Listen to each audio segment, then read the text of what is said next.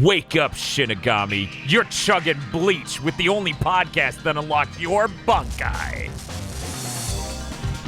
Welcome to Chugging Bleach, the only Bleach-related podcast on the internet that watches all of it. Yes, that's right, all of Bleach.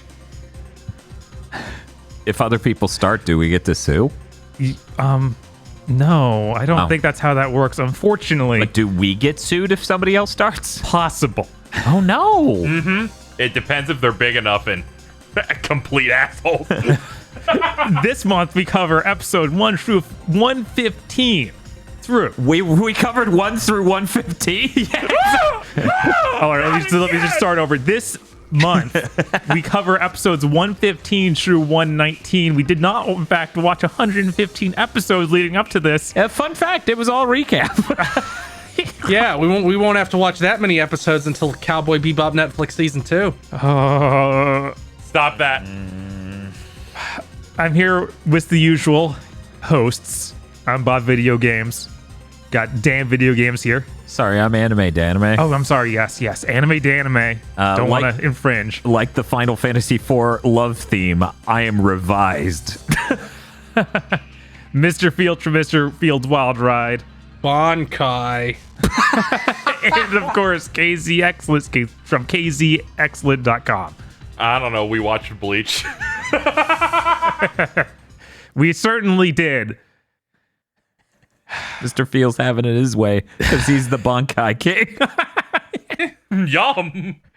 Bankai King, can you tell me about what Patreon does?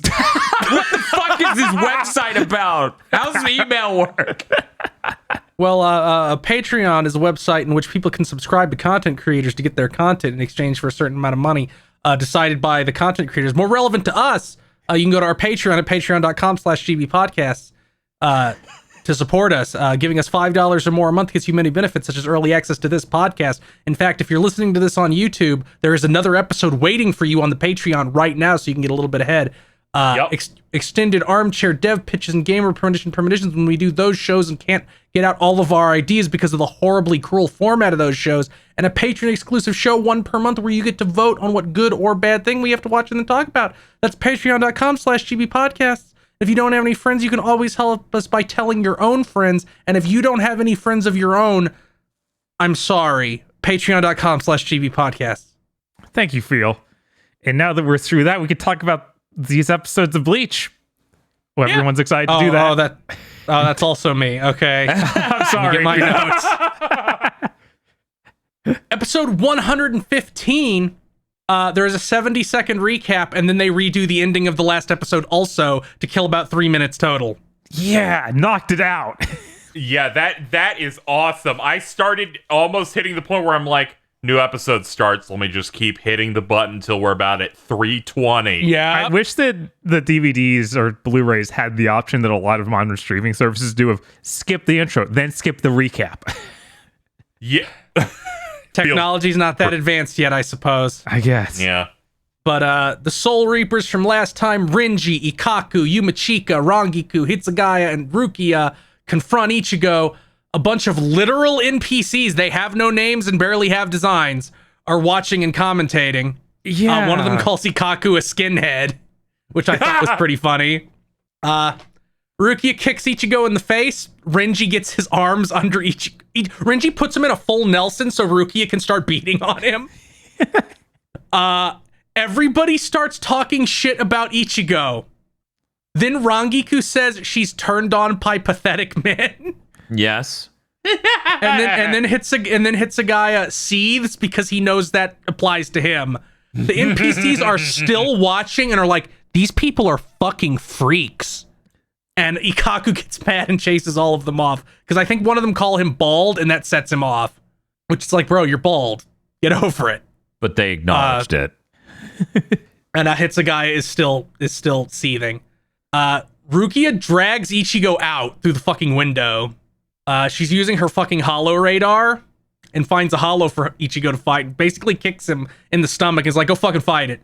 Ichigo's getting worked because every time he tries to fight holo, Ichigo taunts him and he chokes. This continues until Rukia gives him the complete shonen meathead motivational speech of "just get stronger, lol." Just don't die. Yeah, this is so Literally weird. it. Ichigo is really stupid, so this works. Yeah, and Rukia even knows about the Hollow Ichigo stuff. Yeah. And pretends she knows the solution, which feels like she shouldn't. Yeah. Well, the solution is just to get even stronger so it doesn't happen. I would simply not get controlled by my inner demon. I didn't realize that's how substance addiction worked. I should just get stronger. I am simply built different. I'm glad this took 5 minutes instead of an entire episode like the Bound arc. Yeah, I was gonna bring up there are some aspects of these episodes that feel repetitive because the animators fucking did it first. And Probably because they were looking at the manga as it came out and were like, we can just do things a little bit like this. yeah, and Nobody will notice. yeah, that led to certain things being repetitive. But this one, I went, man, this would have been a full ass episode in the Bound arc. Oh yeah. We hard cut. Rukia has dragged Ichigo to see Orihime. Ichigo apologizes to her because he's so weak and is like, I swear I'll protect you next time. And like her ovaries audibly turn on. and she gets all smitten. Then we hard cut again. Keigo is running his mouth about stupid shit that doesn't matter. Yeah, I'm trying to make sense of what he was talking about. He's like, I mixed them together and it tasted like hair tonic and I drank it. Don't you care? I'm like, what are you talking about? Wait, he just likes his soda fountain mixes. What mix can you possibly make that tastes like hair tonic? Look, they have weird Why do you soda know what hair flavors. tonic tastes like? Yeah, what the hell is this guy doing in the shower? He's drinking his mom's hair tonic or hair? I don't know. Like, I don't get it. The Keigo's a weirdo, so yeah, of course. Okay, well. Mizuro is looking at his phone and ignoring him, and Keigo shits and pisses over being ignored. Then they hear the Soul Reapers bickering in the classroom, and Keigo goes and checks, and then he shits his pants immediately upon seeing Ikaku, because Ikaku immediately gets up in his face. And he looks like a Yakuza, kinda. Rangiku scolds Ikaku and is like, you better fucking behave or I'll tell Yachiru. And so Ikaku locks up in terror. So they bicker a little bit more. Like it drowns out slowly as Keigo hyper fixates on Rangiku's tits. And then he pounces, doing the babbling. Oh, hey, big sister, let me help you with your shirt. And then she just. Have you ever seen Hey Arnold? Yeah.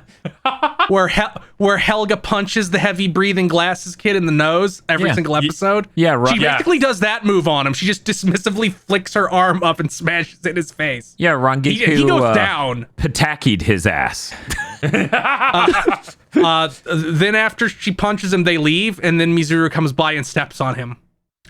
Cut to Ichigo's house. Rukia enters Ichigo's room. Cone tries to cone all over her and gets instantly stomped. And then Cone's like, ha, this is a win for me. Cone sure is Cone. Yeah. Rukia, being a spoiled rich girl, is like, man, Ichigo, your bedroom's still so small. And I'm like, this seems pretty big for Japan, especially for one guy in a family.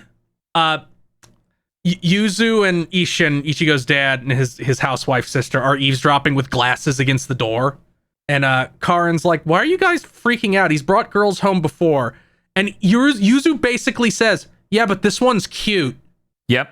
And then Karen's like, well, Tatsuki was only in middle school last time she came over. Maybe she's hot now. And Ishin immediately is like, there's a 15-year-old who's hot. and Karen kicks him in the face. He's you do. He just really has to fully play up the act. Otherwise, they won't buy that he's not a Soul Reaper.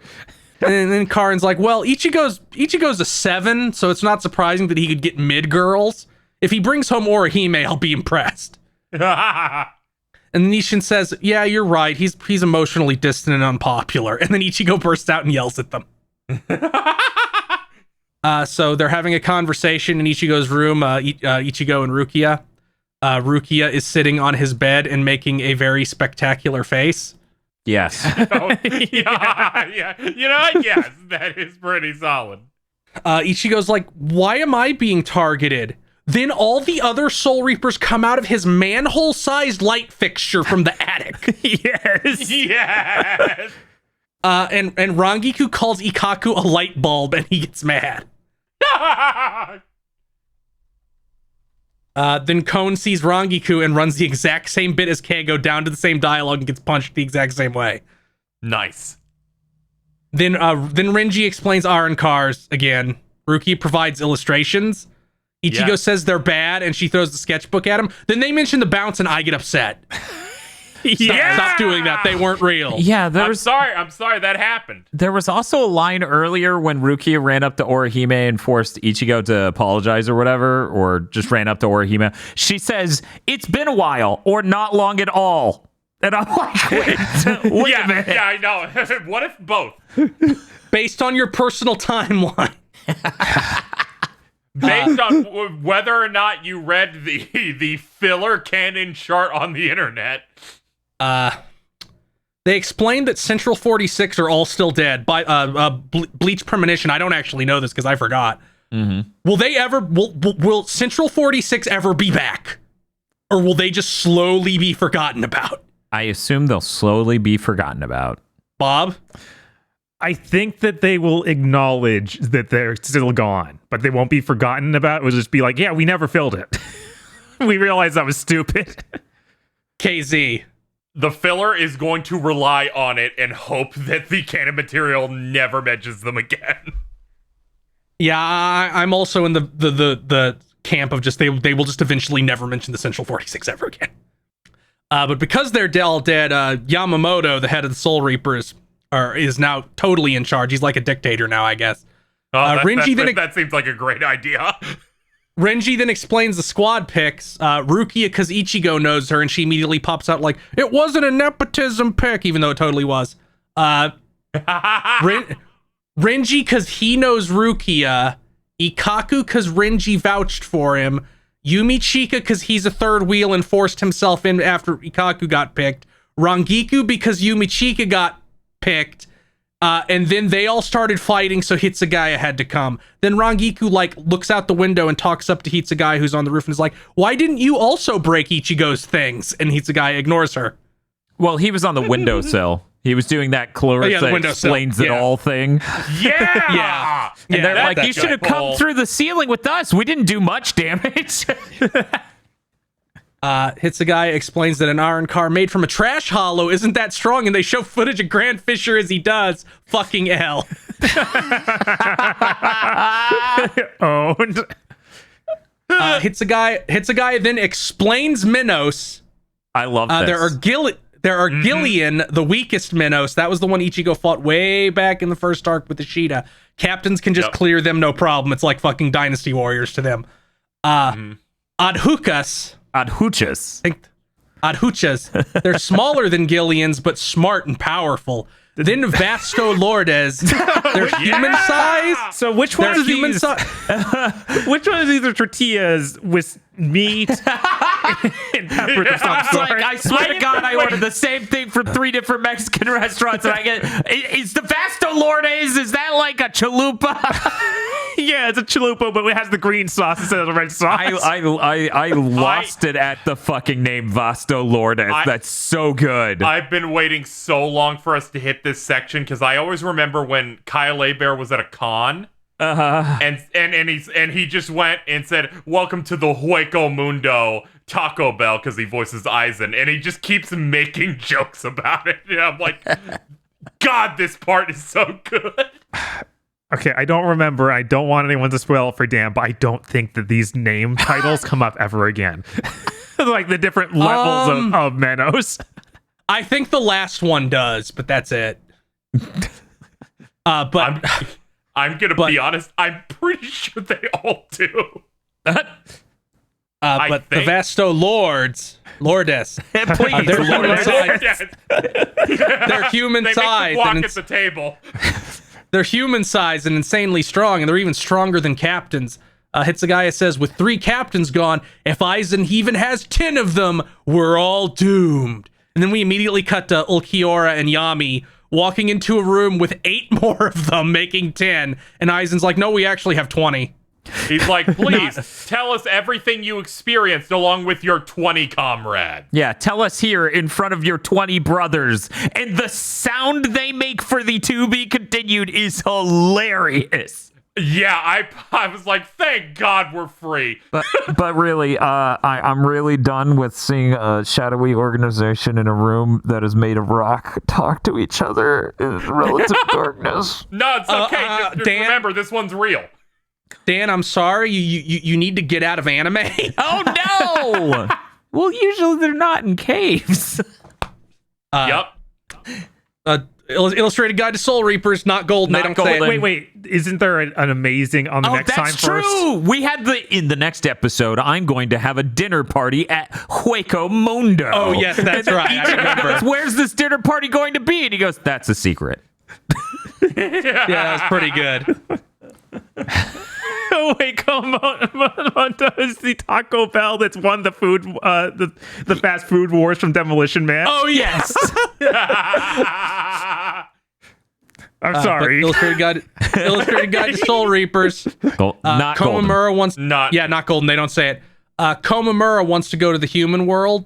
He's like, I got a Gigai ready and everything. And Iba, his lieutenant, who is there with him, just imagines a dog. That's the joke. Actually, I assumed it was him thinking about his Gigai, and he goes, "It would be glorious." And then the other guy goes, It's unclear. I interpreted it as Iba imagining what it must be. Right. That's also how I sell it. "I would like to believe," he's like, "Yeah, I can fulfill all my duties in this dog body." Episode 116. Recap. 2-minute recap. 2-minute recap. This one really got me of just, man, this is an aggressive thing. And then out of interest, I just wanted to see like that canon filler chart thing for myself, and I forgot about that term, the cursed term of mixed, when describing what an episode's content is.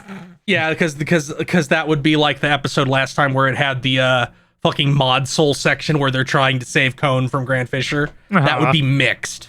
Where I'm just like, we're currently in that pocket where a good few of these episodes are just mixed canon, but also filler. So Yami and Ulquiorra are before Aizen. He's in a big cool throne. Aizen's like, tell us, me and your 20 brothers, what you saw. Yami kneels, Ulquiorra doesn't because he's a Sigma male. Yeah. Then he rips out his own eye and crushes it and makes everybody trip balls and see what he saw. That's so sick. Ulquiorra's like, everyone was so weak I didn't kill anyone. Then Grimjow, a guy with blue hair and who probably has pronouns, calls them losers. I fucking lost it because I'm like, wait, I know this blue hair guy from fighting game covers and images. God damn it, that's Grimjow! The legend. Yeah, I meanwhile, through this show, I'm like, I know Grimjow through them showing him in the intro during the Bount arc 20 episodes in. And I'm just losing it over this moment of just like, I've had to see this bastard for decades, and now I'm finally getting context. The first thing he does is, why didn't you fucking kill him? And the other guy going, he wasn't worth killing. And he goes, yeah, what if he gets stronger than us? And he goes, well, I'll just simply kill him. And it's like, oh, that's some great logic there, Ulquiorra, you fucking brilliant dipshit. Did you know these characters are popular? Oh yeah, I actually went and checked the polls. Grimjow is the most popular villain from this arc. Wow. Yeah, that makes sense based on how many times I've seen that fucker around. Yeah. Yeah, I figured that Ulquiorra would beat him out, but I didn't. Yeah, that's crazy. Yeah, Ulquiorra has never gotten higher than 10th in a popularity poll. Wow. That breaks my brain. But it's really funny because Ulquiorra's like, well, we could maybe use Ichigo because he's probably going to get swallowed by his hollow self, or implied that he somehow knows about that. And then Grimjow's like, that's fucking stupid, we'll just kill him. And Ulquiorra says, well, if it causes a problem, I will. And then Aizen's basically like, Ulquiorra's funny, so it sounds good to me. I'll just listen to what he says. But Aizen rolls the R on Ulquiorra really hard. He goes like, Ulquiorra. Yes. Yeah, I know. That was great. We cut back to Ichigo's house and they're just abusing Kon for no reason. They're like pulling the pill out of his mouth and shoving it back in. Yeah, it's Renji's got some ideas. Okay, That's unhinged. Yeah, I did have that written of extended cone noises. Ichigo's like, when the fuck are you guys leaving? And they all stare. And Ichigo's like, you're not staying here. And then he points at Rangiku and says, you're especially not staying here. And Rangiku responds by like shoving her boobs and thighs in his face. And I think this might be the first time in the series where Ichigo has like shown sexual desire towards a woman. It is. I feel like he's never been like tempted before this scene. I mean, Where he Rangiku's starts, like- literally sitting here and she's gonna strip, and then when he's like, no, don't unbutton your shirt. What the hell are you doing? She starts lifting her skirt. She is And he's like, no, stop. Come on. The iconic Rangiku horror moments. We cut ahead a little bit, and Rangiku's like, I'll just stay with Orihime because she's a pushover and won't say no. I also really appreciate her saying, it's okay, I'll earn my keep to stay here as she's doing that. I'm like, how many times has Rangiku done this before? What is this character's backstory? I all of a sudden, I'm interested. Kon goes into Kon delusions over the idea of Rangiku and Orihime living under the same roof and gets hit again. She invites Hitsugaya to come with her, and he's like, I'd rather gargle lead mouthwash. and then he goes with her anyway. Yeah, but he lives on the roof instead. Ikaku and Yumachika are like, we're gonna go live in a dumpster and walk off. Yes. Where they And belong. you do. And Renji says he's gonna go live with Urahara. Ichigo says, Rukia, where are you gonna stay? And she stares at him for one beat and then immediately runs for his room. Yes. Ikaku and Yumachika sense a hollow and are like, it's not our fucking job. Keep walking, which is relatable. Like, they have a fucking guy assigned to this. Leave it to him. Yeah, the Afro man. We cut to Tatsuki in her room thinking about the weird stuff she'd seen. That's it. That's that scene. Yeah, I thought that she was in the same room as Orihime for a moment, but then it's like, no, that was just a cutaway. Yeah. Orihime is talking to her dead brother's photo and moping that Ichigo doesn't want to pipe her. Then we get one shot of Chad laying in bed with clinical depression. Then we cut back to Ichigo's house, and Rukia is telling a sob story about being a homeless girl, and Ishin and Yuzu fall for it really hard as Ichigo is melting in the background behind her.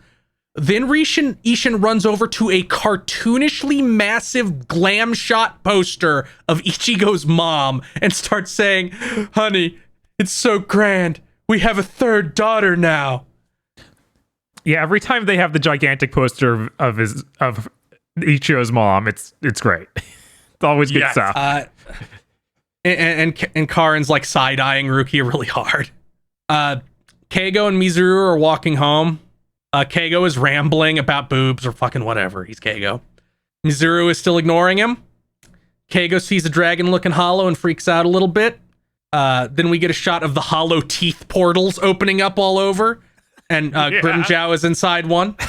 And he appears gigantic. Yeah, he's fucking huge for some reason, and the sound effect is like digitized bit crushed sky farts.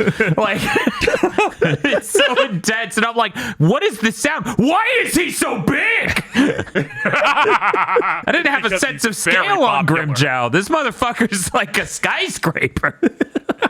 He must be one of those adhooches. Yes. Rangiku arrives at Orihime's house, and Orihime folds instantly, and Rangiku starts molesting her. That's about yeah. Yeah, that's what happened. Yeah. Hitsuge is brooding on the roof, and she's like, people are gonna think you're a weird elementary school silver-haired criminal. But he's just like, Rangiku is taking a bath. Her and Orihime are talking through the door. Orihime mopes about not being able to help Rukia, and I mean not being able to help Ichigo, and Rukia being the one to cheer him up. And she's going into they're starting to form like a weird love triangle angle, which would normally I would think is pretty bad, but at least Orihime lives fucking alone because everyone is dead. Yep. So it makes a little more sense that she'd be emotionally vulnerable. Then Rangiku just gets out of the bath and falls on her. Yeah, she's aggressively nude, calls her a silly girl, and then tickles her to make her feel better. Her. This is a very special episode of Bleach. We learned a lot. Rangiku basically says, Orihime, even if he fucks Rukia, he'll also fuck you. Just calm down. Yeah, she literally goes, Ichigo needs 2 women. And I'm like, what the fuck is this? And then Orihime literally cries in relief over this realization. Anyway, back to the teeth portals. Yeah, back to Skyforce. with the incredibly large man. A bunch of Arrancar pop out. There's Grimjow and 5 other dipshits. One of the dipshits says they sense strong powers and everyone closes their eyes to do like a radar pulse to find them. They say, open your pesquisas. And I go, what does pesquisa mean? I look it up. It means search. It's like a tamale. I love this guy so much. Yeah, this is a lot of the hollow stuff in this arc has the energy of like how the fucking Street Fighter 4 character is just the strong.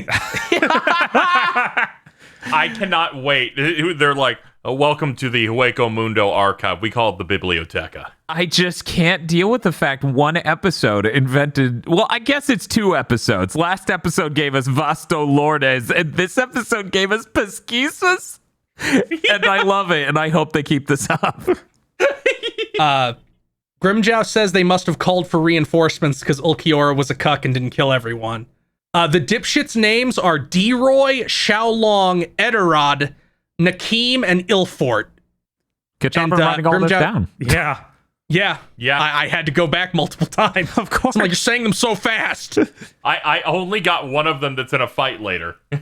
My only note about them in here is, I guess they're better than the Bount lineup. Bob's like, hey, do you want me to go back so we can write these down, or so you can write these down? He says to me, and I'm just like, something tells me that it won't be that important long term that I remember all of their names. And one of the things that happens is one of them basically says that back at the TV, and I lose it. I'm like, I love this fucking show. Grimjow's like, go kill anyone who's even a little bit strong. We cut back to Ichigo and Rukia.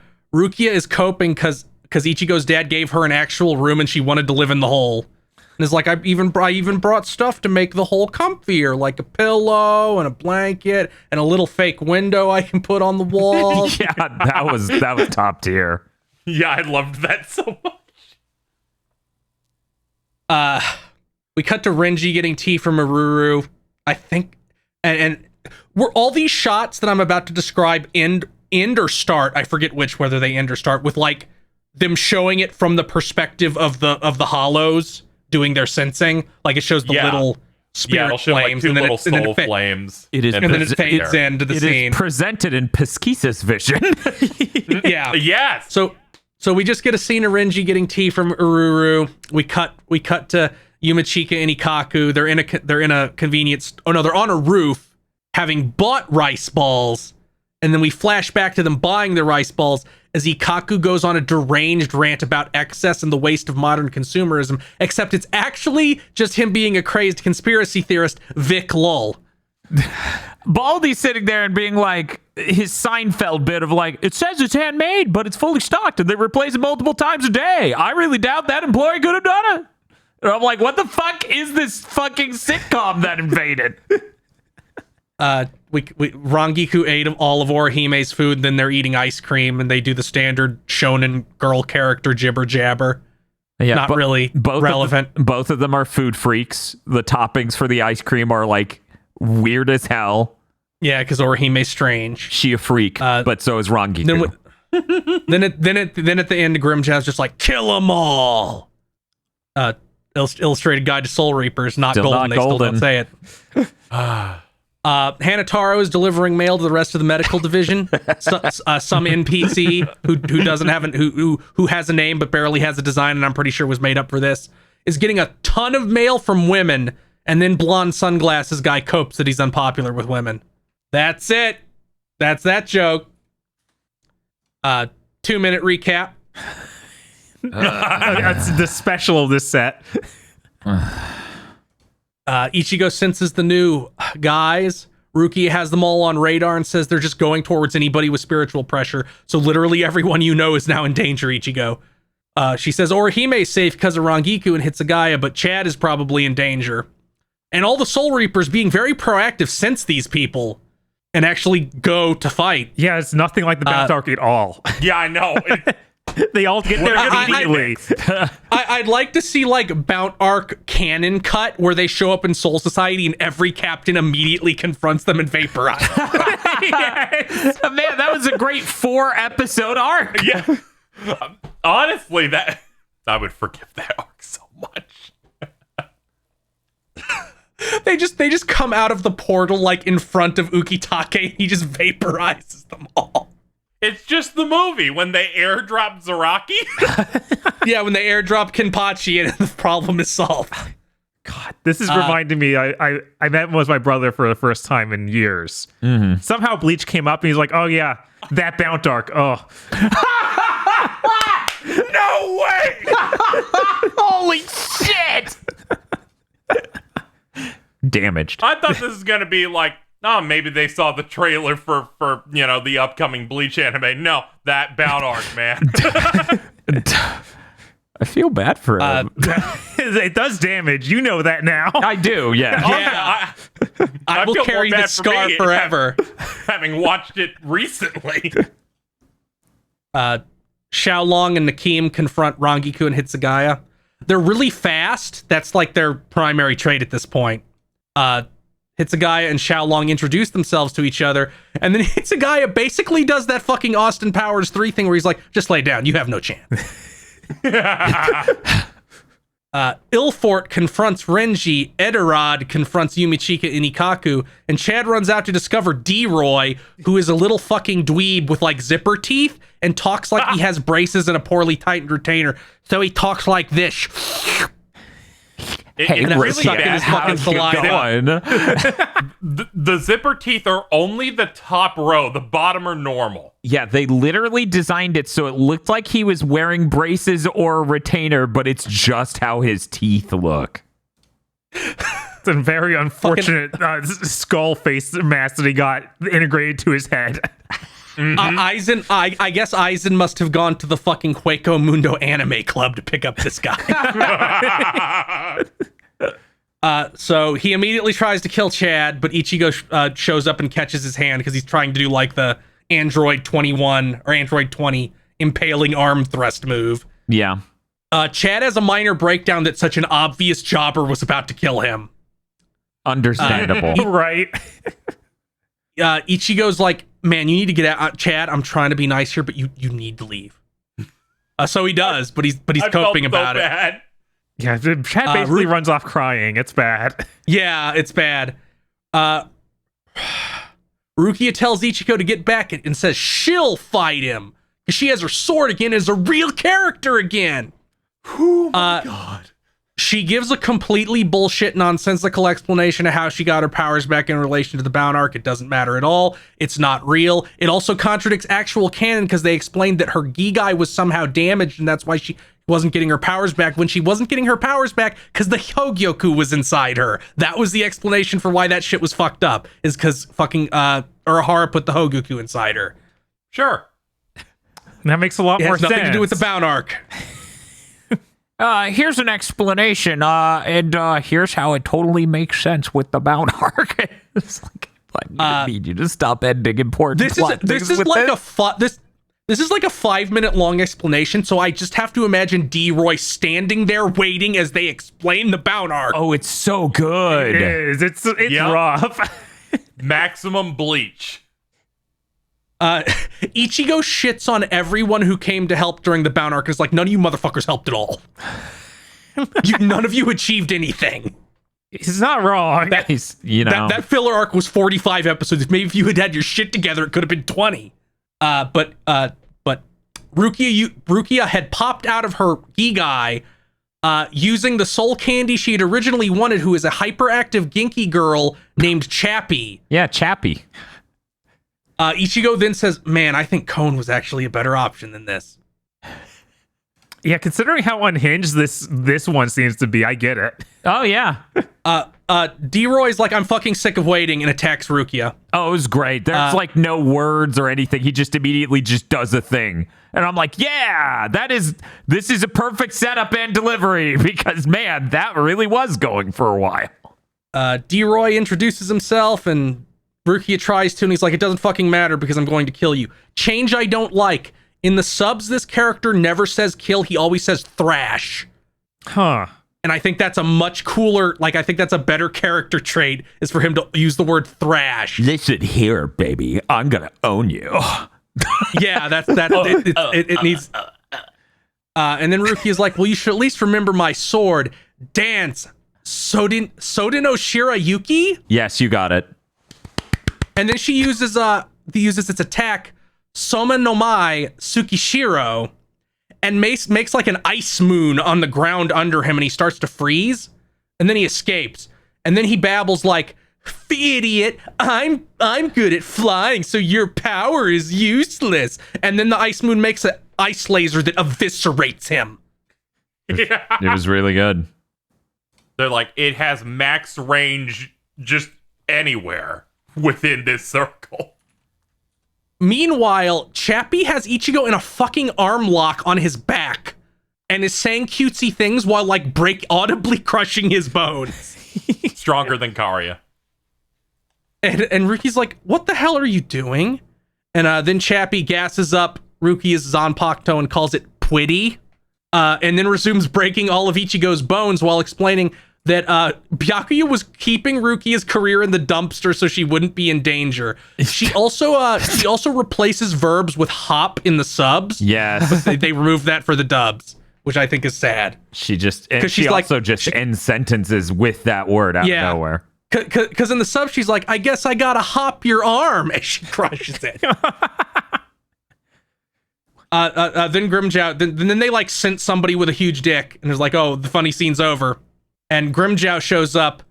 He's Arrancar 6, so he's pretty fucking high up there, considering D-Roy was like 18 or some irrelevant number.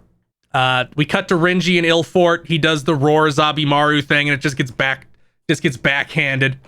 Then, and this is real, like, I understand what happened here from a writing perspective. Mm-hmm. Kubo was like, I really have to gas Rukia up for her first fight. Mm-hmm. Her first real fight. So she really needs to own this guy. But these characters are supposed to be really strong. So we get Eterod and Ilfort being like, this looks like D-Roy died. Oh, we expected that. That dude was useless. And they start laughing. That guy sucked. Yes. We need to cut to everyone saying that. This is another thing that happened in the Bount arc, I feel like. Yeah. Is that like every time a Bount died, every surviving Bount was like, loser. Especially those twins. God, I barely remember them because they were at the start. Good for you. I just remember, I will always remember anyone who died to Ganju. Yeah, I mean, Ganju has a higher kill count for most of the Bount arc than anyone else. Yeah, exactly. Ichigo should be like, Ganju held more than most of you. Keigo, we cut to Keigo. He's wandering around in the dead of night to buy juice for his sister. Afro Soul Reaper runs past him while making an ambulance sound. He tells Keigo to get lost or he'll die. And Keigo's too fucking stupid to parse this and just think he's in a TV show. Look, he just already had the gummy. Wandered out into the streets to go to the vending machine, and he thinks he's in a TV show right now. I did. This is the moment that I felt like I was going insane, where I'm like, this is the exact same Bount arc. Yep, situation, it right? sure fucking is. Well, Keigo's even wearing the same outfit. That's what killed me. He's now in the Bount arc. I got stabbed by the insect outfit. Yeah, that it was killing me. Where I'm like, we're just gonna go through every Bount arc motion, but good, right? Is that like our goal? Yeah, here? that does seem like what's going to happen. The wall near him explodes. Then he shits his pants. Then Ikaku shows up and he shits his pants some more. Then Eterod is there, and Ikaku extorts Keigo and is like, I'll save your life from this guy, but you need to give me and Yumichika somewhere to live. That was great. Ikaku asks for Edorod's name, but he's like, no, you're going to die. It really doesn't matter. And then Ikaku goes on this really dumb speech where it's like, someone who dies needs to know the name of the person who killed them. I teach everyone I train that. And that's the end of the episode. Illustrated Guide to Soul Reaper. Still not golden. Soifan receives a report from her Stealth Force jobber guys. Their surveillance photos. They're creep shots of Yoruichi, and she starts gushing. So this is the first time the Stealth Force has been useful for anything, right? How unfortunate. Yeah, except Urahara probably took them. How there's no way Stealth Force snuck into his shop. Yeah, but they knew who to pay. That's true.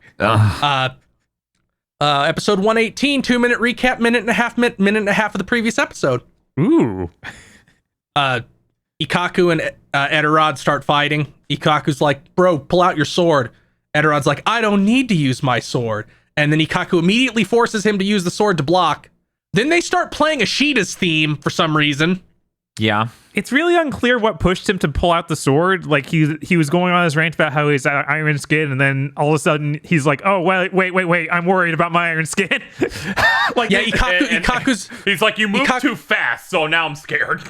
Ikaku's like, "You have good instincts. You knew I could have cut through your iron skin," or some shit like that. Keigo's just watching and like fucking disassociating. Yumichika shows up and he's like, I'm not going to help because Ikaku's dick is huge. And Ikaku wouldn't want me to help anyway because he's insane. And then Keigo's like, your squad's philosophy is really stupid. And Yumichika goes, yes. Stares up in the distance. Edorod has one of those you can only attack 5 times in a row internal monologues. Where he's like, he holds his sword in the left hand, so I know that his attacks will never come from his right hand. So I have him figured out. And then he immediately gets owned by him at switching what hand he holds his sword in. It's also really funny because he's been hitting him with the scabbard this whole time. So he's attacking with both hands. But it's not the sword, so it doesn't matter, I guess. He has a long inner monologue about Ikaku's fighting style some more. And then like hits him with a big punch, with like a big energy punch. And Ikaku's like, man, that was a good punch. You knocked out some of my teeth, and then spits them out and throws them aside. And Ikaku's like, but I can tell I'll force you to use your sword in only 6 more attacks. And Edorod's like, no, I'll just use it now. So he yells, awaken Volcanica! And the sick guitars start again. Quick question, Bob. Can you draw Volcanica from memory? Yes. Which gen was Volcanica? It's probably Camel.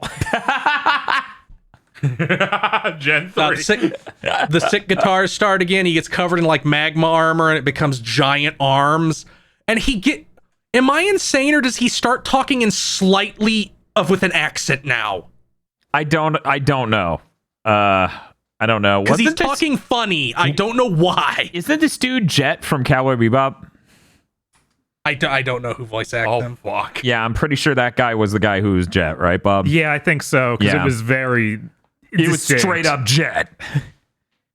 Yeah, I can hear it now that you're saying it. I can remember it. We cut back to Grimmjow approaching Rukia and Ichigo. I think it's funny how many of the Arrancar have guy liner. Yes. It's a very strong decision. Aizen has standards. That's part of the that's part of the fucking uniform. Yep. He's like, which of you two are stronger? Oh, I guess it must be the guy, and then immediately impales Rukia on his arm. And then he basically goes, women, and tosses her in the gutter. Which is his second use of just going, women, since introduced. Man, we really did get Rukia getting gassed up and then immediately owned. Yep. That's the shonen manga way. Well, this guy's strong. We have to establish how cool Grimmjow is by having him eviscerate someone. Yes. Yeah. When Phil said it's like we gotta gas Rukia up, I physically cringed, going, well, for at least the next 15 minutes. Yeah, it would have been like 3 months in the manga, probably. We cut back to Edorod. He explains that an Arrancar's release is a transformation that reveals their true form, not a weapon that changes. Then he shoots a giant jet of flame at Ikaku that would have killed 10,000 people if they weren't fighting on a totally linear road. Then Yumichika pulls out his cell phone and is like, you guys need to set up one of those no collateral damage zones and set them up on everybody else too. Why didn't we do this to start with? Oh. Then he calls in a funeral for Ikaku. That was pretty good. And Keiko's like, you think he's gonna die? Then the animation gets really good and Eterod starts bodying Ikaku pretty hard. Oh, yeah, it was good. Him yelling at him as he's about to charge him and stuff. Oh, man. There's a lot of good animation here. Him getting punched through that building was pretty great looking. Yes. This looked real good here. Ikaku whips out his Shikai and just gets fucking eviscerated again. He gets up a third time and Eterod's like, you should know when to give up. There's no shame in a warrior knowing when he's lost. Then he does a really big Inferno punch. Ikaku just fucking takes it on his back. Is like, well, I didn't want to do this, but I guess I gotta. And he uses Bankai. A big storm kicks up and destroys windows and cuts power lines. The power lines almost kill Keigo. The spear becomes two giant swords connected to like a weird cleaver with chains. It's cool looking. And Ikaku's like, don't praise it yet. I haven't killed you with it. And they go at it. Ikaku cuts through his punch and almost cuts one of his arms off. Eterod says he can still win because Ikaku's Bankai is purely focused on physical power and melee combat. Eterod then says, well, to defeat the guy whose entire thing is power, I will also use power. He's very smart. It's very, very smart, actually. And then Ikaku's like spinning the whole thing by the cleaver and is like, my sword takes a while to get powered up, but every time I attack or get attacked, I get stronger. That's my passive skill. And they clash and there's a big explosion. He's literally got a super meter for freaking Street Fighter. Yes. Yeah. Illustrated Guide to Soul Reapers, not golden. Not golden. They still don't say it. Renji tells Byakuya while he's in the human world, Byakuya doesn't have to go to the lieutenant's meeting. And Byakuya's like, it is my job to make sure that all of my subordinates' duties are taken care of while they're gone.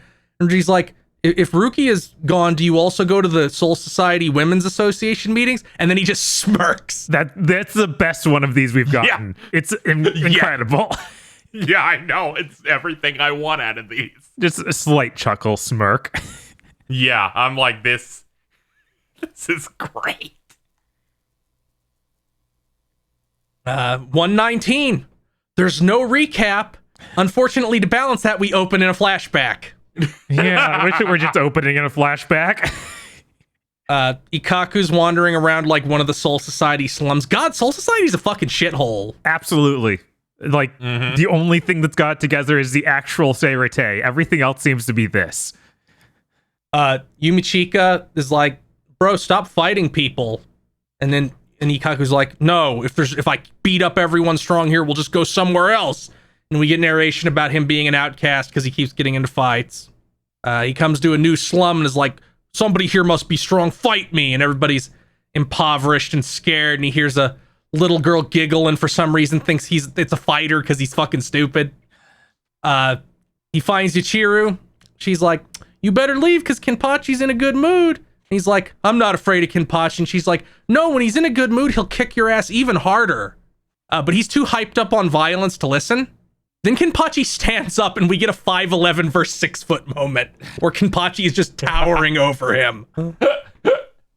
I'm trying to remember if this makes 100% sense because I thought that there was something of the squad 10 captain or whatever his squad is just always named Kenpachi, so he wouldn't take that name until he became that. But maybe I'm making that up. I don't remember. Ikaku wants to run, but he says he'll fight anybody, so he can't run. Then Kenpachi reveals he could apparently go Super Saiyan even before he was a Soul Reaper, which is pretty funny. Yeah. Because he just crackles with energy. And Yumichika's like, bro? And Ikaku's like, no, it's fine. Don't help at all. So they fight. Ikaku is not getting instantly killed, but is pretty much just getting owned. Kenpachi cuts him down, and Ikaku seethes and tells Kenpachi to kill him. Kenpachi's like, I'm not obligated to kill you. Just consider it your lucky day and come back and try to fight me later. You don't control me. You lost. Then Ikaku monologues about searching for Kenpachi but not being able to find him. Then we cut to who knows how much later. It's unclear. Yumi Chica explains that Kenpachi became a Soul Society captain by killing the last guy in one blow. Then they're like, we better go check it out. And then Kenpachi is doing fucking new employee orientation. And he's like, I don't care about anything about you except whether or not you're strong. And Ikaku and Yumi Chica are like, hell yeah, from the back. Yeah, it's like, how are they already there? They just found out in the last scene that he became a captain, and now they're already Soul Reapers and in his squad. This is confusing. We get some scenes of them fighting big caterpillar hollows under Kenpachi's leadership. They all have a contest on who can kill the most big caterpillar hollows. The caterpillar hollows have strong, wacky arm, inflatable two-man energy. Yeah. we cut forward again, and Renji comes to meet Ikaku and asks Ikaku to train him. So they go up into the mountains and show them sparring, and Renji gets owned 11 times in a row. Is this when he learns that he can only attack 3 times in a row, too? Yeah, well, see, this training is why Ichigo's read of him didn't work, because he'd gotten better because of it. He's like, Ikaku's like, why do you want to be strong? And Renji's like, I need to surpass someone. Then we flash forward again, and they seem to tie because they hit each other with their Shikai, and Ikaku's like, okay, you're trained to get out. Leave me alone. Renji asks why Ikaku is hiding his Bankai, because he can tell he can use Bankai.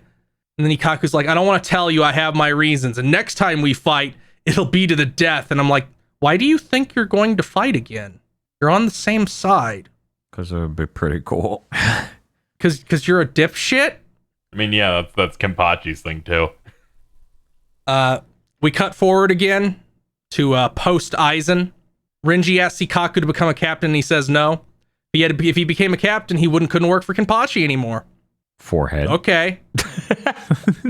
Renji's like, okay, sir, I'll just go.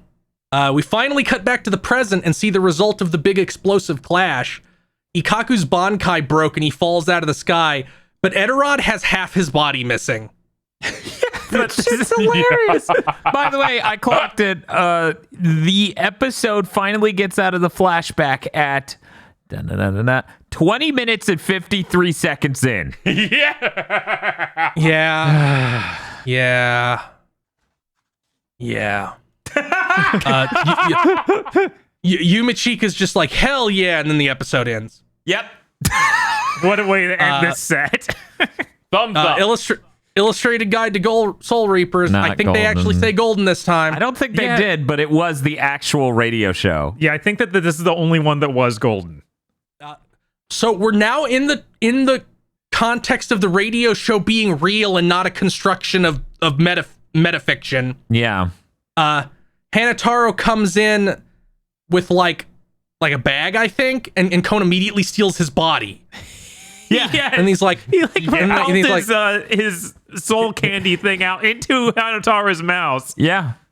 and then he's like, I don't really like this little twink, but women do, so I'm gonna sexually conquer Soul Society. And then that's the end of the thing, and presumably this will continue in future episodes. He's just like a horrible arc. He's like, next episode, I'm gonna fuck, and then he does the Vegeta thumb.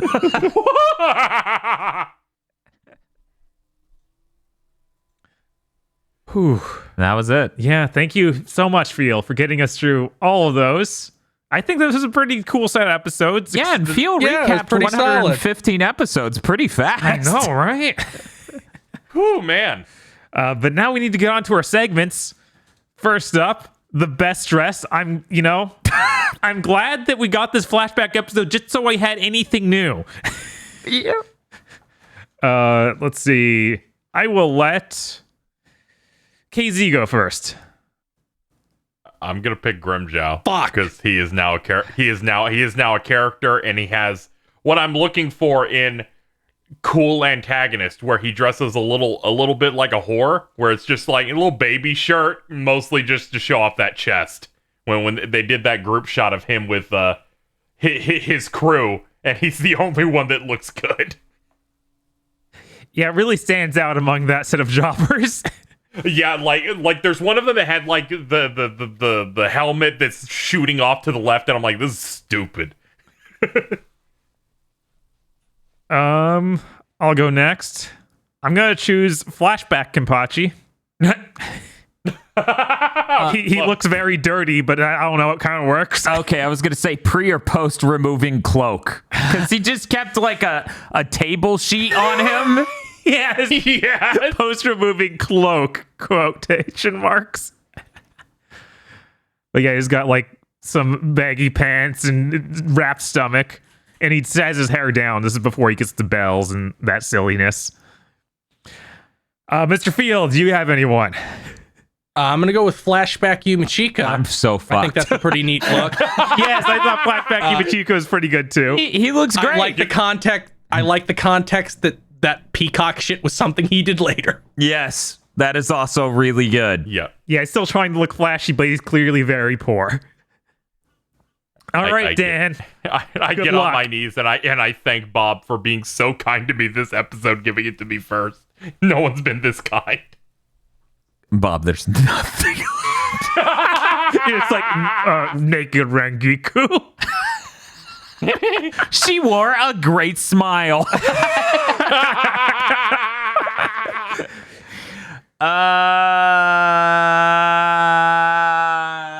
Eisen. Choose Eisen, but he didn't earn it this time. He didn't really know. No. He rolled those R's.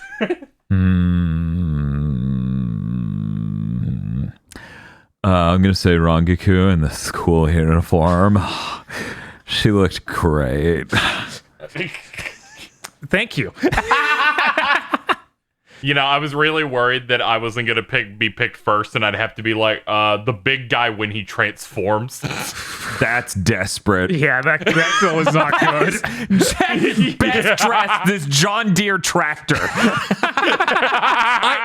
I like how he has like I know there's like some mech that has shoulders like that. It reminds So me. I think that kind of look. It reminds me of Zammed. Idion. It's Idion. Okay. So he has kind of like an Idion thing going on, and I think that part of his design is cool. I like the Jess thrusters he has inside the arms. Like when those release fire, that's cool. In defense of my pick, that other character said that he didn't realize school uniforms could be a weapon until he saw her in it. So there you go. Kago didn't realize that. Sure. Yeah, Sure. Sure. That's what he said, and I trust him. All right, Dan. How's up?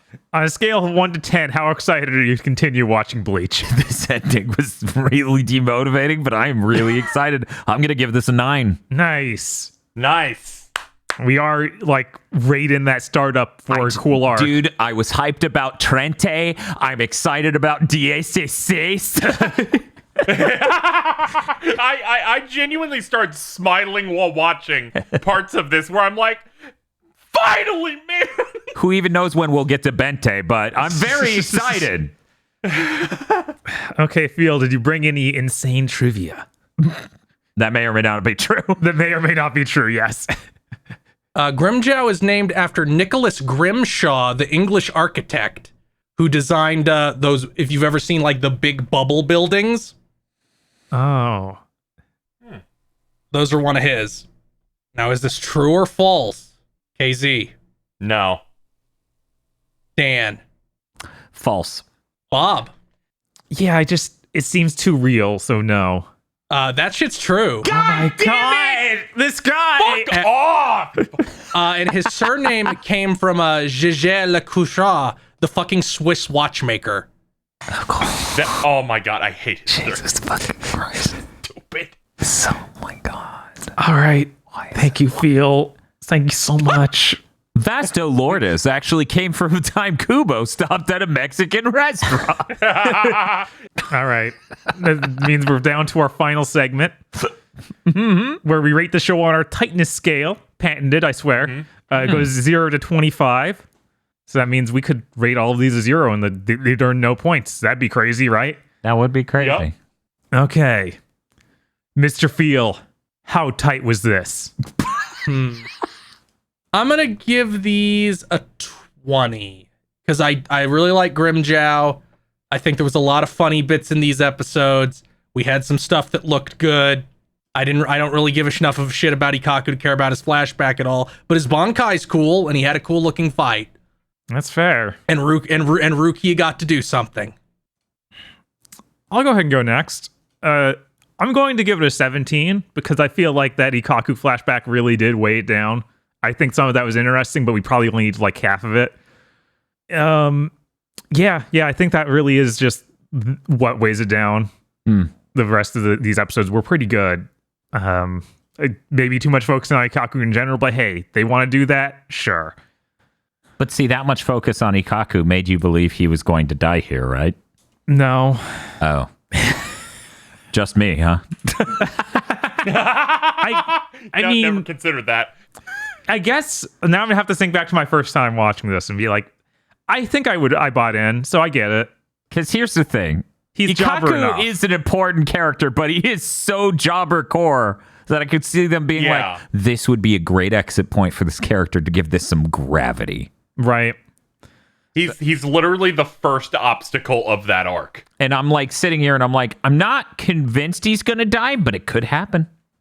Dan, what do you think of these episodes? How tight were they? They were pretty damn tight, honestly. I'm a big fan of the set of episodes. The only bad one was the last one, which was still cool at times and had some neat stuff in it. Really great animation, especially in the last few episodes.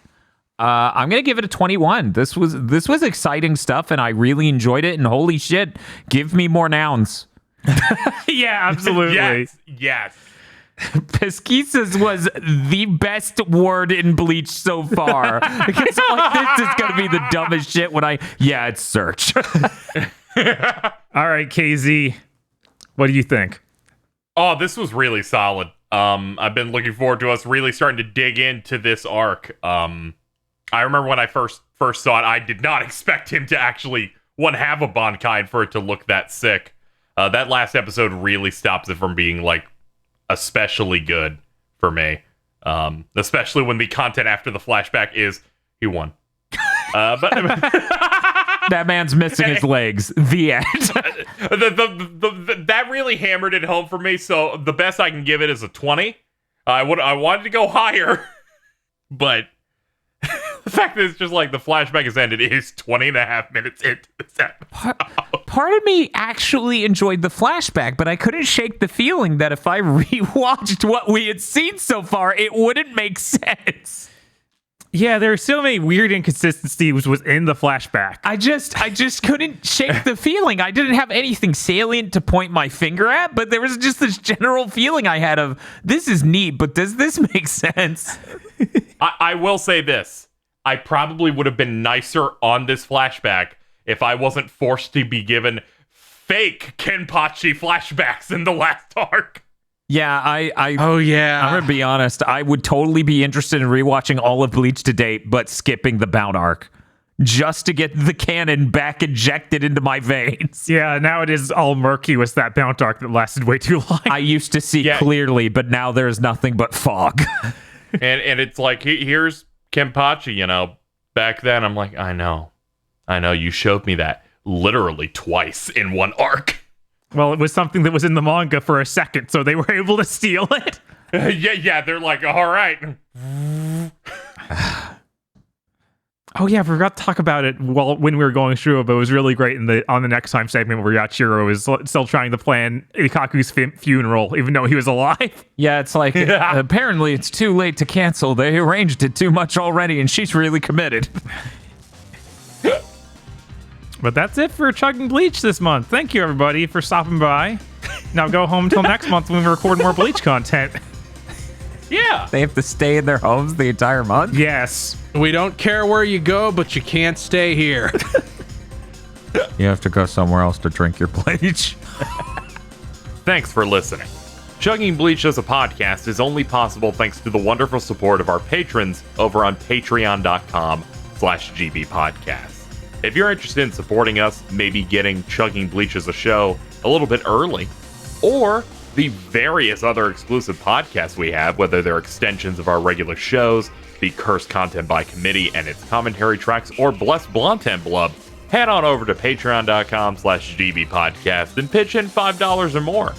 Thanks for listening, and we'll see you next time.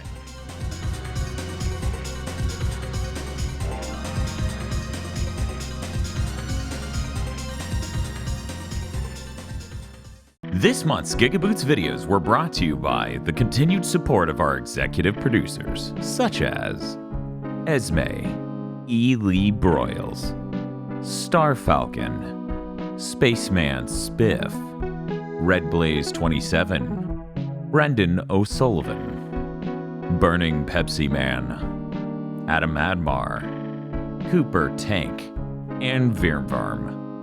Thank you very much to our executive producers, and also these gamers. If you want to support GigaBoots so we can continue the content crunch, then head on over to patreon.com/GigaBoots today.